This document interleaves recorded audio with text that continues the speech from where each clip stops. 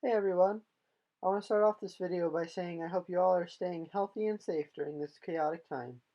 This year being a National Patient Ambassador did not quite end how any of us expected or wanted it to, but it was still the absolute best year of my life.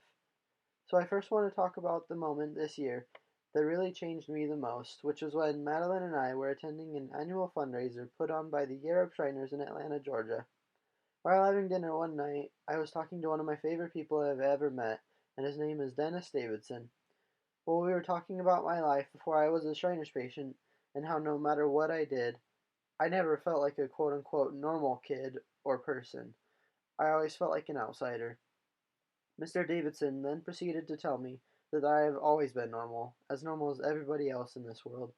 I just have my own way of doing things, and there's no problem with that. Those words hit me deeper than anything I have ever been told.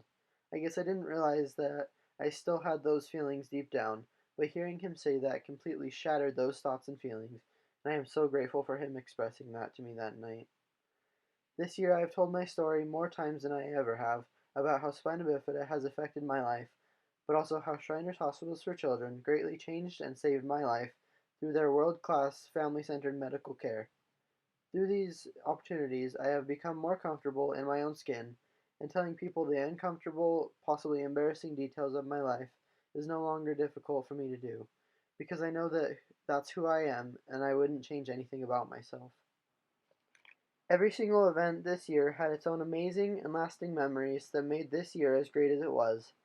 At the Imperial Session in Nashville, my dad was able to convince one of his best friends, Kenny Loftus, that it wasn't me on those posters that were everywhere around the conference center, that clearly had my name written at the bottom of it, but was thankfully hidden well enough to keep the secret until I was announced. I was also able to meet Madeline and her family, whom I have since gotten to know so well, and experience this year with them, and I am so thankful for them. They are some of the most selfless people I know who are wholeheartedly dedicated to serving Shriners Hospitals for Children and its patients. The SHC Open in my hometown was for many reasons my favorite event, and was by far the most magical. For one, I got to meet all of the wonderful patient ambassadors from each of the 22 hospitals. Despite the blistering heat, they were all so happy to be there, and it was very inspiring to see how close they became because of the things they have all gone through. They were able to confide in each other and become great friends in just a week. It was also a great experience to be able to serve at the Open with my good friend Jack Richardson, who started my Shriners journey almost 8 years ago. He and the rest of the Zelza Shriners spent countless hours volunteering at the Open and were a huge help in making the event as successful and enjoyable as it was. Now, the Rose Parade was a bit different of an experience from the rest, and that is because my parents and I all got the norovirus soon after getting to Pasadena.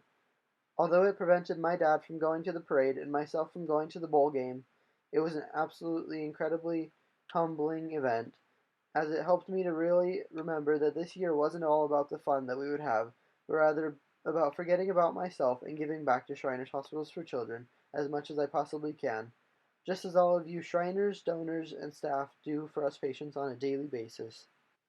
While the golf tournament was my favorite event, the East West Shrine Bowl was a close second, with the many once-in-a-lifetime experiences that I had. That event started with me being surprised by the BYU football team, which I was supposed to be meeting to give Austin Lee his East-West jersey, which Mr. Kenny Craven set up for me, and I am incredibly thankful for him.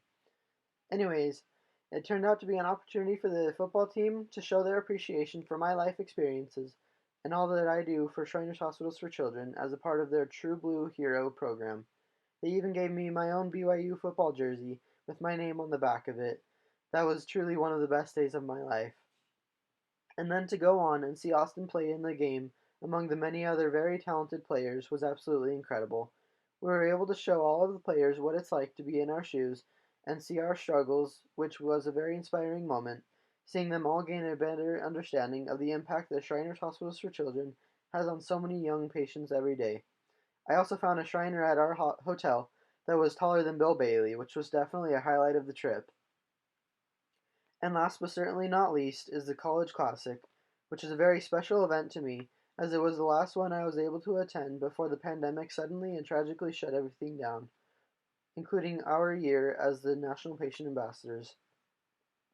What really stuck out to me this trip was the baseball players.